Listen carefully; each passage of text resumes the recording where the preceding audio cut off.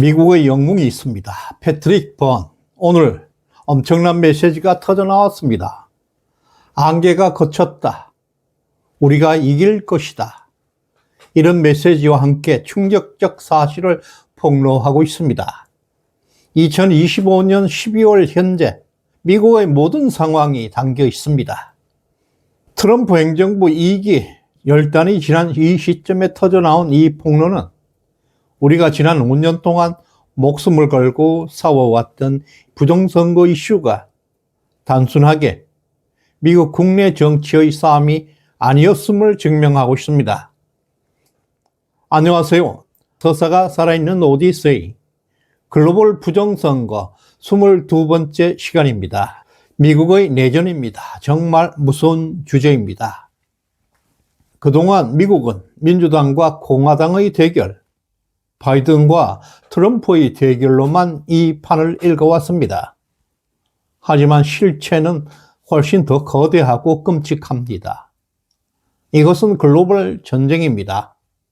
베네수엘라 정보기관 세빈, 중국의 공산당, 미국 백악관 깊숙이 따리를 틀고 있던 반란 세력, 그리고 미국의 민주당, 이들이 합작해서 미국의 헌정 질서를 유린하고 있었습니다. 부정선거는 반란 세력이 없으면 성립할 수가 없습니다. 대한민국도 마찬가지입니다. 미국 내부 세력이 해외 적대국 정보기관과 손을 잡고 미국의 시스템을 해킹했다는 것. 2020년 이후에 우리가 목격한 모든 혼란들은 우연한 것이 아니었습니다. 이 거대한 범죄가 어떻게 기획되었고 72개국을 거쳐서 어떻게 백악관 심장부까지 또한 사우스코리아까지 뚫고 들어왔는지 바로 오늘 들어온 뉴스를 기반으로 실체를 추적합니다. 마이크 풀린 장군이 2024년 대선을 앞두고 스위스 슈타트로 급파된 이유가 단 하나 있습니다.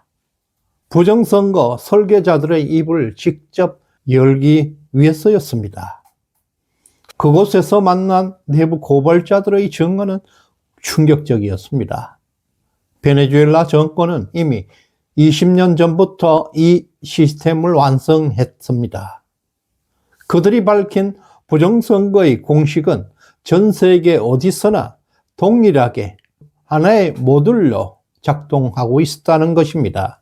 이른바 침투, 조작, 은폐 이 3단계로 이루어진 것입니다.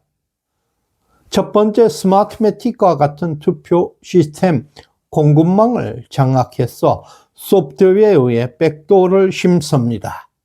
둘째, 스페인이나 독일, 세르비아 같은 제3국의 원격 데이터 센터에서 실시간으로 투표 집계를 감시하다가 필요할 때 알고리즘을 가동해서 표를 갈아치우게 됩니다. 이것은 대한민국에서 잘 알고 있습니다. 전직 정보요원 리암시 살라사르의 증언대로 베네수엘라 카라카스의 비밀센터에서 모니터를 보면서 다른 나라의 대통령을 결정하는 명백한 전쟁 행위였습니다. 또 고발자들은 증언했습니다. 이 시스템은 남미를 넘어 전 세계 72개국에 수출되어 있다. 2020년 미국 대선은 이들이 72개국에서 성공시킨 그 데이터와 노하우가 총동원된 가장 거대한 정밀한 작전이었다고 합니다. 하지만 기술적인 조작만으로는 이 거대한 사기가 성공할 수는 없습니다. 반드시 내부 조력자가 필요합니다. 패트릭 번이 폭로한 가장 뼈아픈 진실은 베네수엘라 정보국 세빈의 촉수가 백악관 내부까지 뻗쳐 있었다는 사실입니다. 패트릭 번은 이것을 딥스테이트와 공조라고 규정하고 있습니다. 2020년 당시 부정선거의 명백한 증거들이 쏟아져 나왔음에도 왜 수사기관들은 움직이지 않았을까요? 왜 트럼프 대통령은 고립되었을까요? 답은 백악관 내부 안에 있었습니다. 트럼프 대통령에 올라가는 모든 정보 라인을 차단하고 심지어 포렌식 조사를 막아선 그들. 2020년 12월 18일 패트릭 버건과 플린 장군이 결정적 부정선거 증거를 들고 백악관에 들어갔습니다. 당시 고성을 지르며 이들을 막았었던 백악관 트럼프 참모들, 그들이 바로 글로벌 카르텔의 내부 배신자들이었습니다. 그들은 미국의 공무원이 아니었습니다. 사실상 베네수엘라 그리고 중국의 이익을 위해서 일하고 있는 내부 스파이였던 것입니다. 이들이 법무부와 FBI, CISA, 사이버 보안국의 핵심 라인을 장악하고 있었기에 선거 사기는 완벽하게 침묵의 카르텔 속에서 5년 동안 묻힐 수 있었던 것입니다. 부정선거 카르텔의 공격 양상이 2025년 올해 여름을 기점으로 완전히 그 양상이 달라지고 있습니다. 지난 5년은 보이지 않는 소프트웨어 조작이었다면 지금은 그 반역 세력이 눈에 보이는 물리적 폭력, 내전을 유도하는 전술로 바뀌고 있습니다. 그들은 이제 선거 시스템만으로는 더 이상 트럼프를 막을 수 없다는 것을 깨달았습니다. 마크 플린 장군이 경고했던 색깔혁명 칼라 레볼루션의 징후가 가장 뚜렷하게 나타난 사건은 바로 세디서스 6라는 국가 전복 6인의 등장입니다. 마크 켈리, 엘리사 슬로킨과 같은 군과 정보기관 출신의 민주당 의원 6명이 현역 군인들에게 보낸 메시지는 과히 충격적입니다. 그들은 불법적인 명령을 거부하라 라고 선동하고 있습니다. 겉으로는 헌법 수호처럼 들립니다. 그 실체는 민주당 소속 국가 전복 세력 6인이 6명이 미국 군대의 국가 통수권자 트럼프 대통령의 명령을 거부하라고 선동하고 있는 것입니다. 군을 분열시켜서 미국의 내전을 유도하려는 고도의 심리 전술입니다. 이것은 명백한 항명입니다. 쿠데타 음모입니다. 내전 음모입니다. 지금 대한민국은 그런 반란 세력의 정권이 넘어갔습니다. 그러나 현재 미국은 그들을 방어하고 있습니다. 또한 여기에 더해서 물리적인 제거 시도까지 감행되고 있습니다.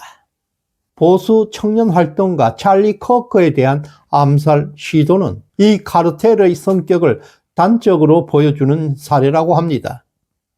드론을 이용한 정밀 타격, 그리고 사건 직후에 이루어졌던 신속한 증거인멸, 이건 정신 이상자의 우발적 범행이라고 볼 수가 없습니다.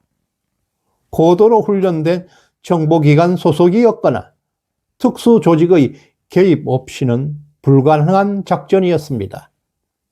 또한 지난 대선에서 트럼프는 2번이나 암살 위기를 모면했습니다. 그 암살 시도가 의미하는 것은 반드시 트럼프를 제거해야 한다는 위기에 봉착했다는 것입니다. 패트릭 버는 이 상황을 선전포고 없는 전쟁 상태라고 규정하고 있습니다. 이런 상황에서 베네수엘라 정보기관 세빈과 미국 내부 스파이들은 이제 투표 용지를 바꿔치기 하는 단계까지 넘어가고 있습니다. 그들은 반대파를 암살하고 군대를 분열시키고 미국을 내부로부터 붕괴시키는 이런 상황에서 패트릭 버는 단언하고 있습니다. 법적 구제책은 이미 소진되었다. 다시 말해서 법적으로 해결을 할 수 있는 시간은 이미 지났다는 것입니다. 더 이상 법원에 판사들에게 증거를 들이밀면서 호소하는 단계는 지났다는 뜻입니다. 상대가 무력으로 전쟁을 걸어왔다면 응당 전쟁으로 답해야 합니다. 트럼프 행정부와 그 지지 세력의 대응은 이제 법전을 덮어야 합니다. 물리적이고 실질적인 타격을 가하는 단계가 되었습니다. 적 군사작전, 키네틱 작전으로 전환되었습니다. 2025년 현재 최근 미국이 베네수엘라 범죄 조직 트렌데 아과라, 도덕성이 제거된 악마의 인간으로 개조된 조직을 직접 공격하고 있는 것을 보십시오. 펜타닐을 실은 선박을 타격합니다. 조직원들을 사살했습니다. 언론들은 이것을 단순한 마약과의 전쟁으로 포장하고 있지만 그 본질은 다른 데 있습니다. 이들은 단순한 갱단이 아닙니다. 미국 사회를 불안하게 만들고 미국 선거 시스템을 교란하는 악마의 조직원과 행동대원에 대한 군사작전입니다. 경제적 반격 또한 치명적입니다. 전쟁을 하는 데는 막대한 돈이 들어갑니다. 딥스테이트가 무슨 돈으로 72개국의 선거를 조작했겠습니까?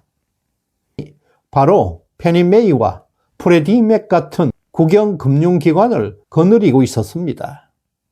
트럼프가 이 악마의 지갑을 닫아버리겠다는 것입니다. 돈줄이 끊긴 악마들은 굶어 죽거나 자멸할 수밖에 없다는 것입니다. 그들의 돈줄을 끊어버리는 금융 참수 작전까지 동시에 진행되고 있습니다. 진짜 미국은 내전 상태입니다. 스위스 스타트에서의 고발, 백악관 내부의 배신, 그리고 트럼프 암살 시도까지 막다른 최후의 발악을 하고 있습니다.